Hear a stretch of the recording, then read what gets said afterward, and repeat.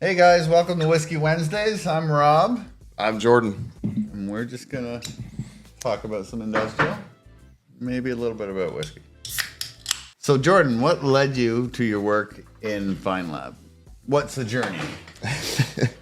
I've worked a lot of heavy equipment, oil field, and construction work. I switched over and started my own business a little while ago in pressure washing, and then that led to us teaming up and joining in with Feynlab. We started installing some of the industrial for city and some other smaller companies and stuff, and it just kind of took off from there. And we went to SEMA in Vegas, met a bunch of the Feynlab team, and shortly after that, we ended up joining Feynlab. What's led to your journey with Feynlab Industrial? Well, I've had my detailing company for almost 25 years now. Yeah, I'm old.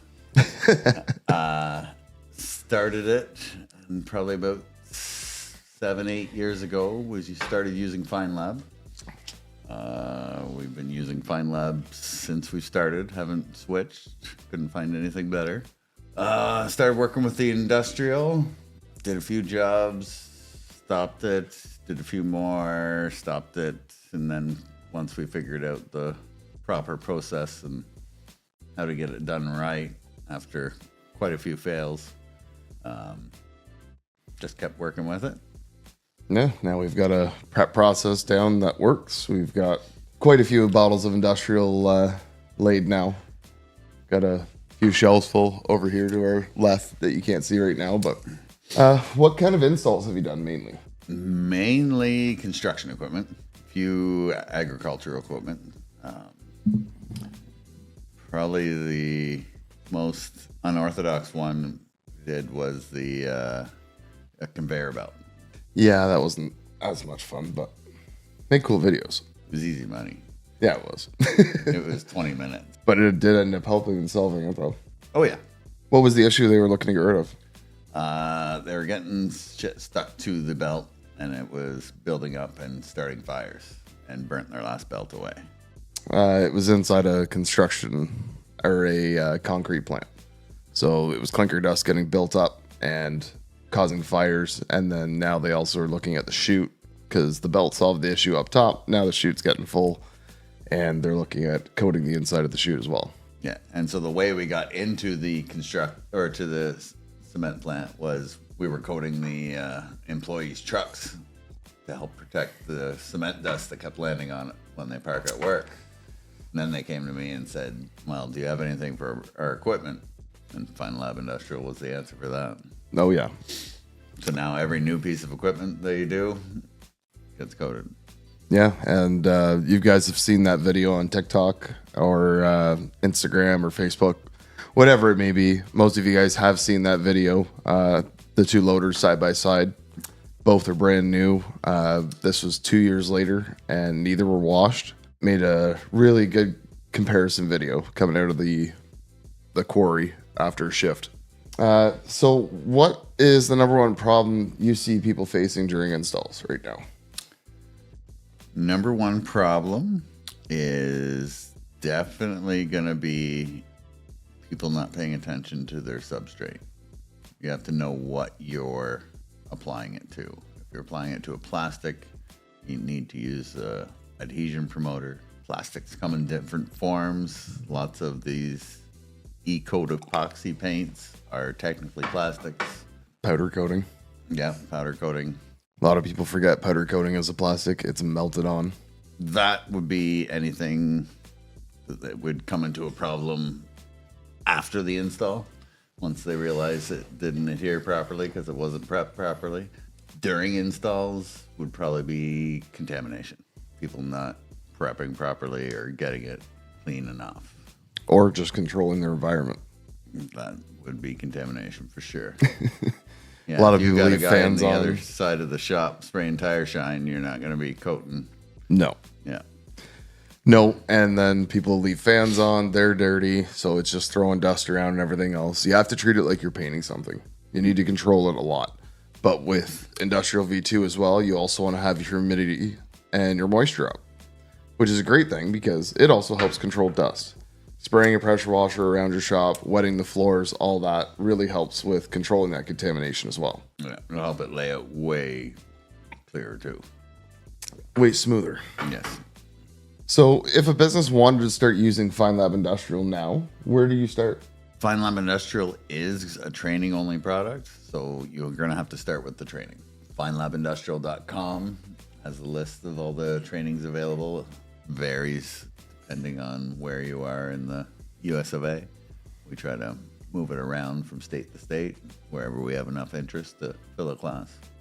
Yeah, and now we also have a spot on the website where, if you do want to see a training in your area, you can actually go on there, log in, and request a training for your area for Feynlab Industrial. So we're able to keep track, and we do keep in contact with you guys and send an email blast every time we set up a new training. Help keep you guys updated and let you know where we're going next.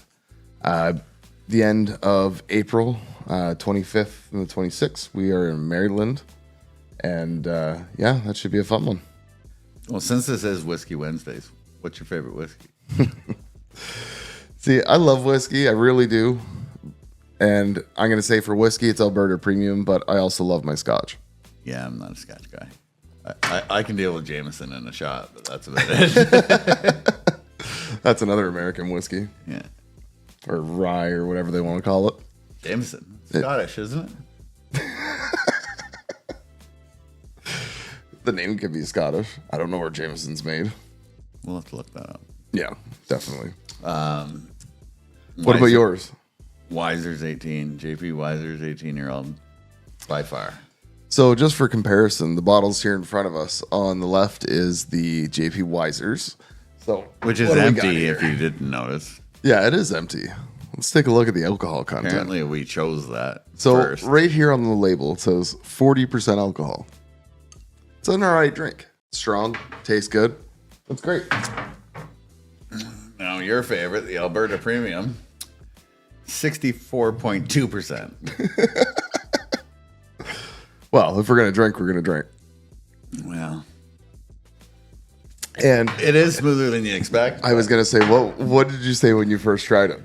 Well, I was a little scared, but no, it's definitely smoother than I expected. Not quite Weiser's 18-year-old smooth, but yeah. But cheers to that. Another fun year started.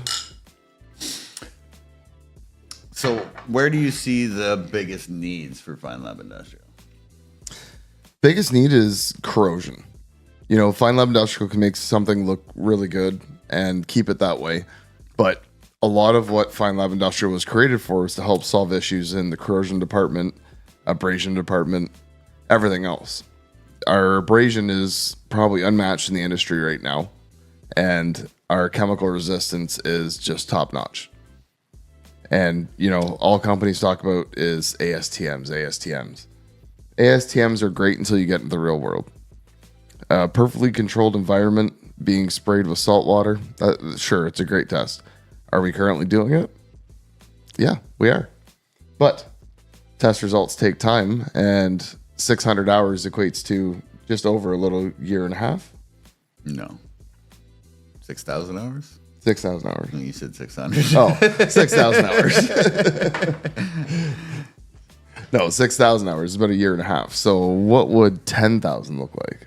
That'd be 2.5 years. Almost 3. It would take a while for ASTM to be done if test results are top notch and better. Yeah. And all these equipment seeing crazy corrosion. Loaders that are lifting salt all the time for all the roads up north. Heavy chemicals like water treatment plants. Even just sun alone. Like some of the sun damage you can see throughout the U.S. A really good example is Nevada. Oh, yeah. Nevada is insane. Machines down there were just destroyed going to SEMA and seeing all the equipment outside. The sun damage on it, not only was it faded, it wrecked the machine. Oh, for sure. UV resistance with industrial, everybody knows, it's less than 1% for UVA, B, UVA long, and B. So once it's coated, it'll take 100 years to fade it what it would normally in 1 year. Exactly. There we go. Where do you see industrial leading in the next 5 years? Well, the installers with AG and construction equipment, it's definitely going to boom. Potential for these guys to make real good money real quick, as long as they know what they're doing, is incredible. But I think the main thing is going to be very heavy industrial. Like, we're going to have big factories, mining companies installing it for themselves. Anywhere there's corrosion, pretty much, because this isn't a luxury product like ceramic coating for a vehicle. No. You're going to save money by installing this coating. It's an investment. Yeah, it's no longer a $100,000 car. It's a $4 million piece of equipment. Yes, but $100,000 car to get a coating is because he wants it to look shiny and pretty. On a $400,000 piece of equipment, it's because we don't want it to rot away. Yeah. You want it to be able to keep working for years to come. You want it to stay operational. You also want it to stay looking good just in general, so that your equipment doesn't, for sure. Your equipment just won't look like crap all the time. Yeah. But even, you're spending less money on your guys washing it, because it'll wash in like a third of the time. Yeah. Our wash guys see that now. Oh, yeah. It's not hard to go to the city and see which ones we coated. Yeah. Since you hit it with water, it's clean. Yeah, exactly. So what's the biggest thing you've coated already? Biggest thing right now would be 980Ms and the crane. So a 980M tires would probably be as tall as you? A little bit taller, actually. They'd be a bit taller than me, a bit shorter than you. For example, Rob's 6'5", I'm 6'1". There we go. So somewhere in that range. But yeah, it's not something that's easy and quick, that's for sure. Prep took hours. A lot of hours. Yeah, the spray took 20 minutes. Yeah. Yeah, that's the one thing I love about industrial. It's very quick to be sprayed on. The prep for it, though, is just, it's intense. It's good. Well, that's one of the bonuses for these guys doing dry ice cleanings. Oh, yeah, for undercoatings. They already have the car taped up. They're getting paid to do all this meticulous prep. For a 5-minute spray, you can make an extra $1,500. Exactly. Dry ice prep for this makes everything so much easier. I wish you could do it for machines, but it's not costly and time effective when it comes to that large of equipment. Well, dry ice guys are doing 6 to 8 hours under a vehicle. Imagine doing a huge piece of equipment. 20, 40 hours. Now, if it was, mold in a factory or something to make sure it's totally clean before you. Yes, that would be a really good one. That would be efficient for sure. And Oh, probably you'd kill the way everything. to do it, because in a lot of these factories, you can't put thousands of liters of water in to clean it. Oh, it's the same with kitchens or anything else too. Dry ice cleaning works great for a lot of that stuff, and industrial can be used just the same in those areas as well. Yeah. Not just equipment and everything else. That's why I love this, is because as many things that we think we can come up with to coat, installers just keep coming up with new things. It's like Sean Bedard here in Ontario doing tombstones. Would never have thought of that. Yeah. Would not have been something that I've been like, yeah, let's just go do tombstones. But then that led someone else like Matt Slaughter to do a memorial, doing the bomb in Sandwich. I just like saying Sandwich Police every time we go there, but Sandwich Police want to know what you had for lunch. sorry, Matt. Not sorry, Matt. But new things like that always keep people on their toes and thinking of new ways to use it. And then it leads to somebody else thinking of something that we haven't thought of or other installers haven't thought of before. Oh, it's endless possibilities. Oh, yeah. And now, people forget that, you can do hand applying level on glass too. It'll take the abrasion a little bit longer, but it's a great way of doing it. It'll take the chemicals way better than any other glass coating. Well, that's it. So if it's not the exact same hydrophobics, but you can always use something like overcoat or something on it as well, if you really wanted to have the extra hydrophobics. Well, normal glass coating on a car, you got to at least be going 40 or 50 to get that wash away. Yeah. this equipment's not doing this in the yard. So the hydrophobics are fine. It's way better than what it would see. Oh, yeah. But if they're doing strong chemical cleans on their equipment all the time, like at the cement plant, at least it's something that will hold up. Yeah, the acid washes every day are tough on coatings, that's for sure. Not Feynlab coatings. No, they'll handle it. What differentiates Feynlab Industrial from the competitors in the market today? I don't think there's too many. Lots of competitors are not on the same level. They're either a slightly improved epoxy or, a fortified clear coat. So they're relying on, you put 2 mils of a clear epoxy or slightly tinted epoxy on the top of something. It's going to protect it until it wears away those 2 mils. And so thickness is the protection. It's more of a sacrificial layer. Yeah. And then you have the clear coats, which are it's pretty self-explanatory. It's a clear coat. It's going on as thick as it can, and it's going to protect in the best way it can until it's gone. Yeah. Where, most of our installers will attest to this, but trying to get Feynlab Industrial off, if you make a mistake, none of them want to do it. Oh, God. It's a nightmare to sand that shit. 1,000 grit will laugh at you pretty much. Well, what was one guy who messed up the boat? Oh, yeah. The boat. He, what did he get down to? 480 or something? Yeah, 240. 240 he was going at it with on the boat. Now, he was doing it by hand, not using a machine, but still. I find that you can only get it through by hand. You put it on a machine, it takes forever. Yeah, gel coat's a little more forgiving, or, the Pickle Brothers. Till you get to the gel coat. Well, then you have Howard and Ben Pickle there. They'll sand with the machine, no problem, get right to the clear coat and then fix clear coat. Or the gel coat, sorry. Yeah. He can get it off real quick.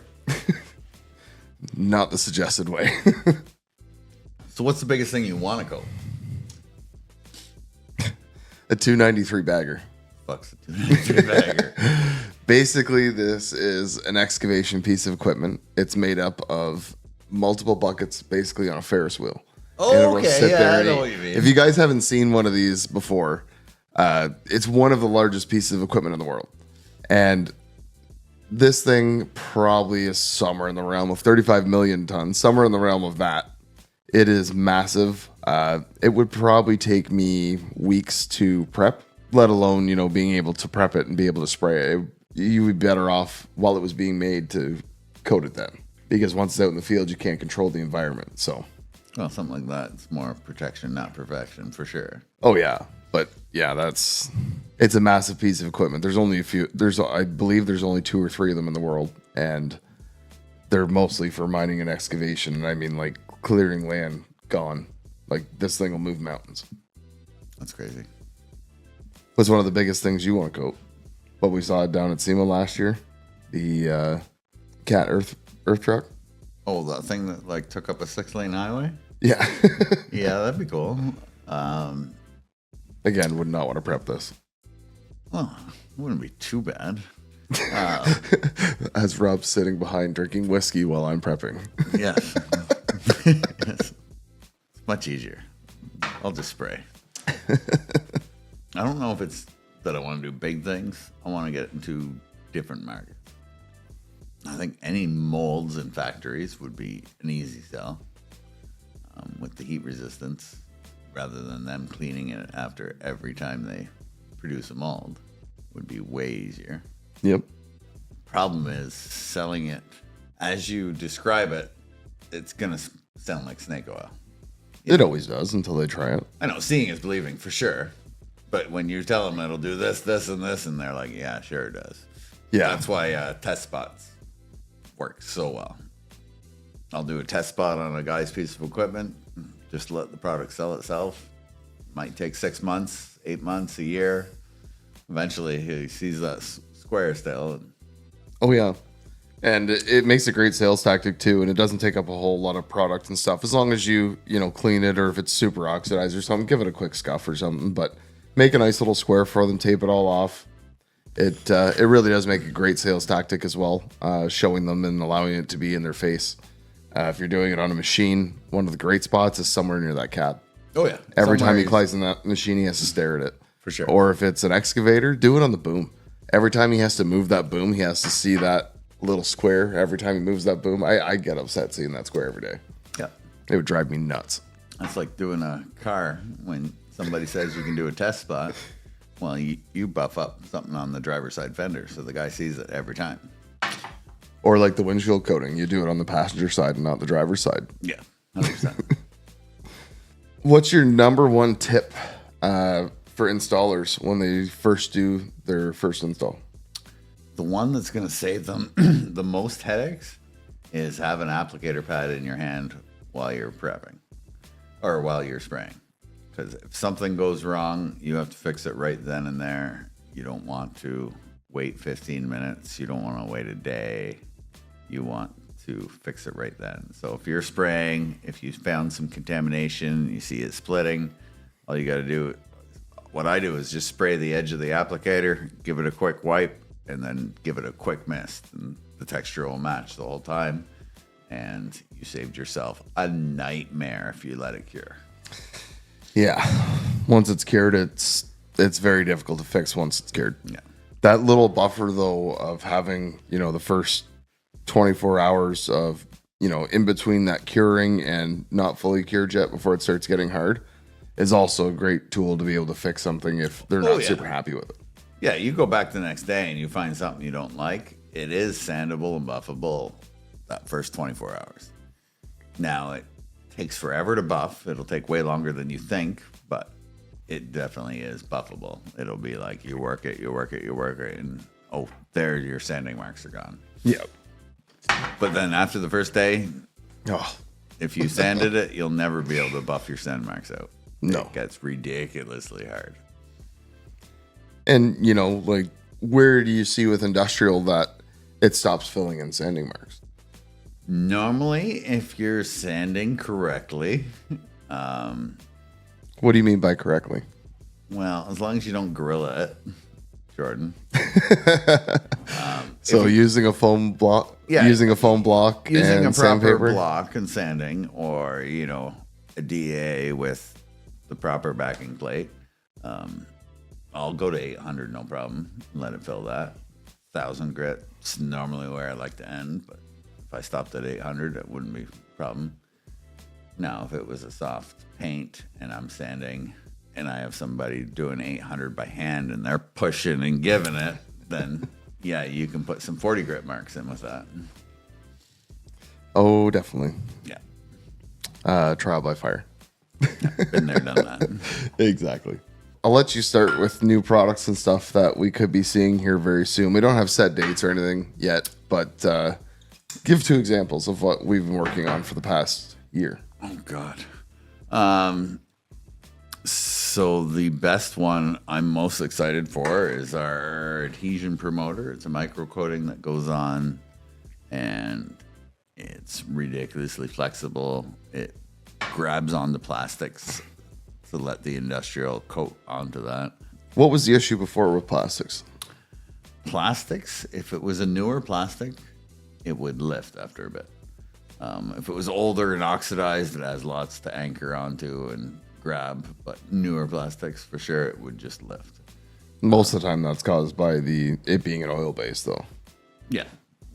And it just doesn't want to stick. Like, there's nothing, you're not going to sit there and put industrial coating onto direct oil. Well, same idea when body shops go to paint a plastic bumper, they use a primer that's meant for plastics and then to make the paint stick. Yeah. Otherwise, you see it just flake right off after a year. Exactly. Same idea. So that's the number one. And the other one is eco-friendly solvent degreaser replacement. This is one we're a little bit excited about. So it's going to be 50 state legal, unlike the other solvent degreasers we try to recommend. Yeah, so right now, one of the biggest problems is, of course, as everything gets more environmentally friendly, certain solvents and things start becoming unavailable or not legal in that state. So we've created 18 different states.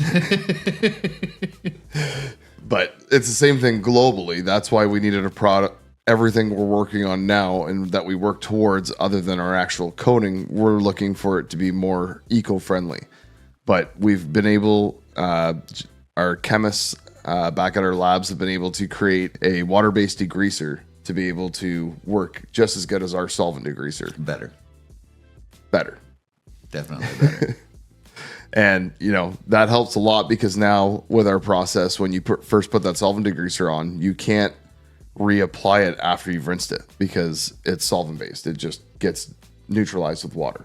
It becomes white. It just stops working. Oh, yeah. Yeah. So now you can reapply after actually washing it and seeing, oh shit, I've missed some of this grease here. I better go back and spray it again. You'll be able to do that again. Without waiting for it to dry. Yes. And also making sure that, it doesn't just stink out the shop. The new smell of this is strong, but it's better than sitting there and smelling solvents. Yes, this is a very unique smell for sure. It is a very unique smell. And I have a feeling that a lot of farmers will like the smell or know the smell. So if you work around agriculture, let a farmer smell it. I can guarantee he can tell you what it smells like. We'll just leave it at that. Some of the other ones we're excited for is a Prep 2, which is going to replace our acid. Yeah. It's going to So it'll be a safer step. Exactly. But still give you the etch you need. It'll still give the etch. It'll still leave it clean and get rid of all the contaminants that you're looking to get rid of when you're doing your acid step. You're going to be using it straight. It's safer than what we're currently doing. And again, looking for it to be completely universal for everybody within Feynlab, not just the USA. We want everybody. We want all of our different countries. We have people in Australia. We have people in the UK. They have a lot stricter standards, even stricter than California. I know, that's crazy, right? And then we have, a few other like support products and stuff that we've been working on. Panel wipe. Panel wipe's a really good one. We have an industrial panel wipe. So the issue that we had with everyone wiping and why we did air dry was things like lacquer thinners and acetones and even regular automotive panel wipe from industrial. They all leave something small behind that when you wiped, you would be able to see your wipe marks in the coating of industrial. Now, our chemists have been able to come up with a great solution for that. Our industrial panel wipe pretty much leaves nothing behind. It also helps a little bit with creating a bit more anchors, just, having it a bit cleaner and their science behind it just to make the surface a bit more adhesive before you actually spray the industrial.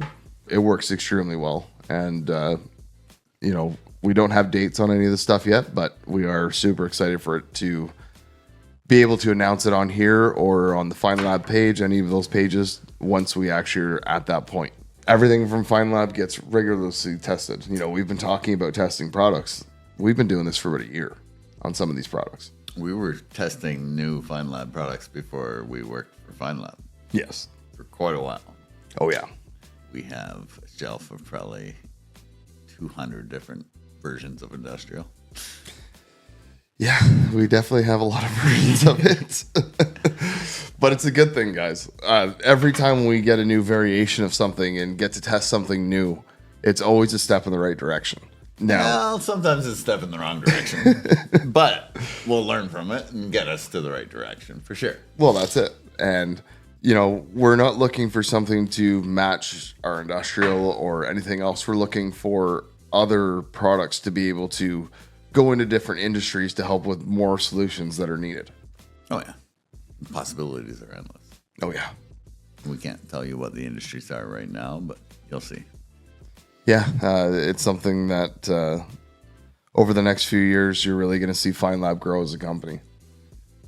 Feynlab's been a self-sufficient company. They didn't take loans, anything else like that. We have 3 major bosses. We've got Philip Cotes, who is our CEO. We got John Surrath, the main chemist and mad scientist behind the whole thing. And then we have John Archer, our COO. Yeah. And these 3 have built a company off self-growth, which, most companies can't claim. A global company from South Grove. Yes, a global company from South Grove. Which is more impressive. We won't downplay this at all. Feynlab is very much a global company. Yes, the main factory and everything else here is made in USA. Everything is designed and made here in USA. And then they've expanded outwards with this company. We even have spots in Dubai where Philip operates out of. Oh, yeah. Brazil, Australia, everywhere. Yeah. Feynlab's pretty much everywhere. China, Japan. And, we keep growing as a company and growing and growing. And industrial has been a part of a lot of this, but a lot of people didn't know about it 8 years ago when it came out. Lots of people are surprised to find out industrial's been on the market for 8 years because it's only really boomed in the last year and a half once we started promoting it. Yeah. Or developed a way to use it properly and proper prep procedures and consistency. Now, that's not to say, though, that we're not going to work on a newer industrial that's, a bit more user-friendly or, for example, everybody always asks about a higher film build. There's always room for improvement, for sure. Exactly. The self-growth of Feynlab is what has been a big accomplishment for them. It's something that, even as small business owners, you can look at and admire because there's a lot of small business owners that take out massive loans and get nowhere with it. Well, Feynlab started in 2014. So even over 10 years old company, we still get people go, oh, I never heard of you. I love the way people say Feynlab. I love when we went to SEMA and we were at SEMA and everybody said Feynlab differently. Oh, Feynlab. Feynlab. Oh, it's awesome to listen to it sometime. It'd be great for, a marketing video to have like the way to say Feynlab wrong. And there's only one way to say Feynlab correctly, and that's protection. Yeah. I had some car dealers ask me, how's that fentanyl sales going? Oh, yeah. The names that people come up with. What a lot of people don't know is, where Feynlab name came from. Richard Feynman.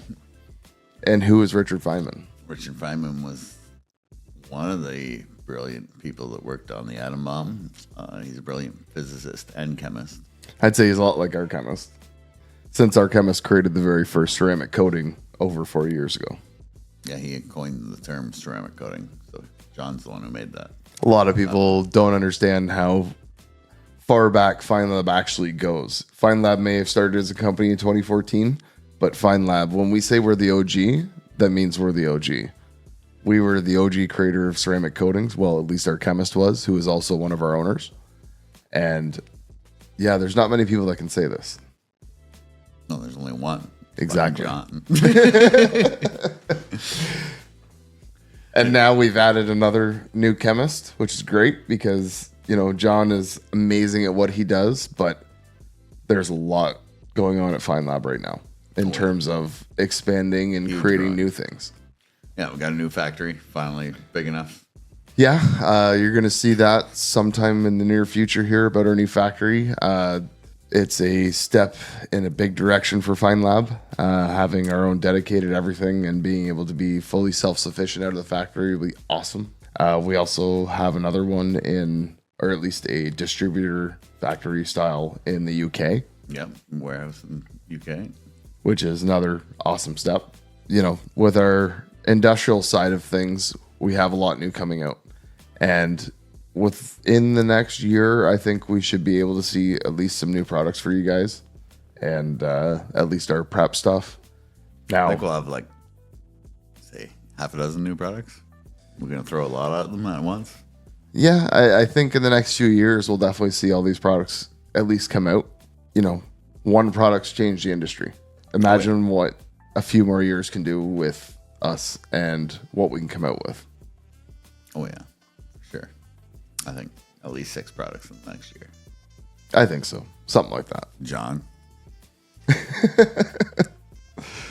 Oh, poor Dimitri. He's not going to love that. By the way, Dimitri's the head of our sales team, or our marketing team. Marketing team, yeah. And does a great job for us. Keeps everything up to date as much as he can. We are filming more content for you guys in terms of prep and other things to aid you, but we wanted to do with Feynlab products. Yes. That was our big thing. You know, we want to be able to be a fully self-sufficient company. So if you guys want to have all in one, Feynlab's going to be that company for you.